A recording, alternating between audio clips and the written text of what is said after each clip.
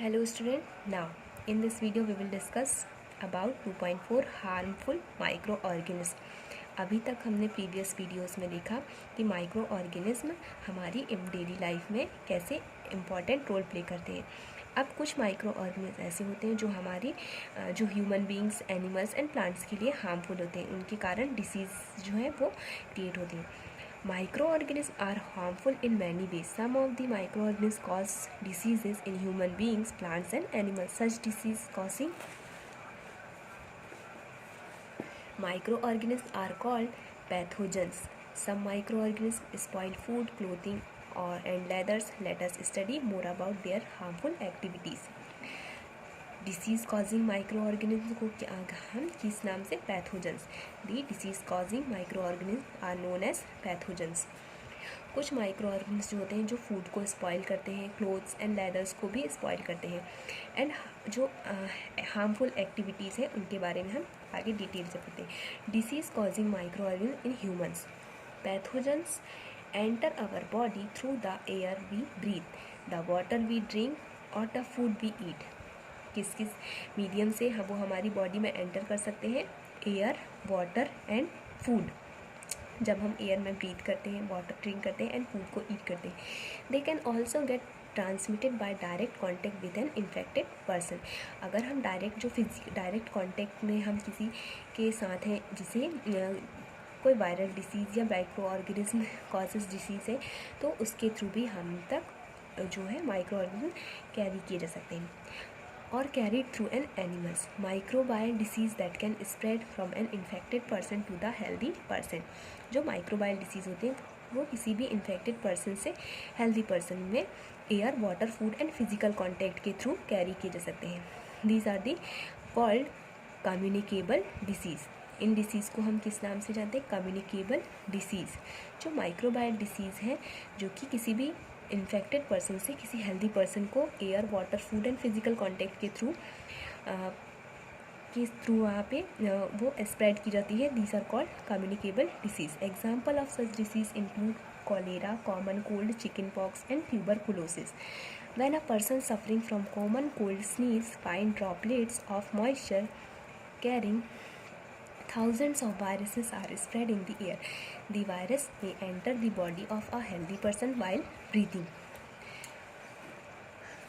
There are some insects and animals which act as carriers of disease causing microbes. Housefly is one such carrier. The flies sit on the garbage and animals excreta pathogens sticks to their bodies. When these flies sit on uncovered food, they may transfer the pathogens.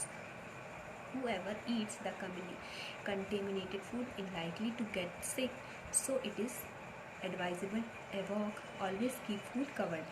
Avoid consuming uncovered items of food. Another example of carriers is the female Anopheles mosquito, which carries the parasite of malaria. Female Aedes mosquito act as a carrier of dengue virus. How can we control the spread of malaria and dengue?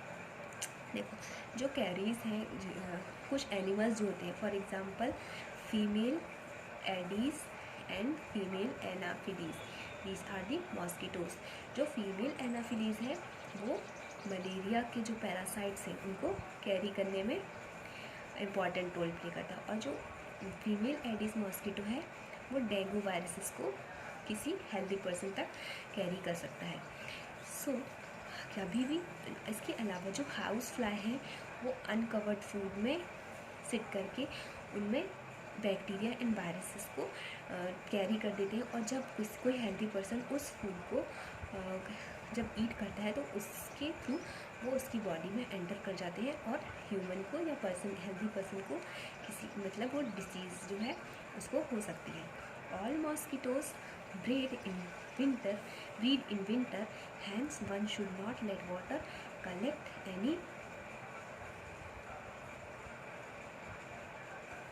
anywhere in coolers, tires, flower pot etc. By keeping the surrounding clean and dry, we can prevent mosquitoes from the breeding. So mosquitoes की breeding को, उनके production को, reproduction की process को रोकने के लिए हमें क्या प्रोटेक्शन यूज़ करनी चाहिए, क्या प्रिकॉशंस रखनी चाहिए कि हमारे आसपास या किसी भी प्लेस पे वाटर को कलेक्ट नहीं होने देना है, coolers, tyres, flower pot etcetera में, या उसके आसपास हमें हमेशा क्लीन रखना है, ताकि जो मॉस्किटोज़ हैं वहाँ पे वो ब्रीडिंग ना कर सके, प्रोडक्शन ना कर सके. Try to make a list of measures which help to avoid the spread of malaria. और इसके अलावा जो अदर प्रिकॉशंस हैं हमें उनका भी यूज़ करना है.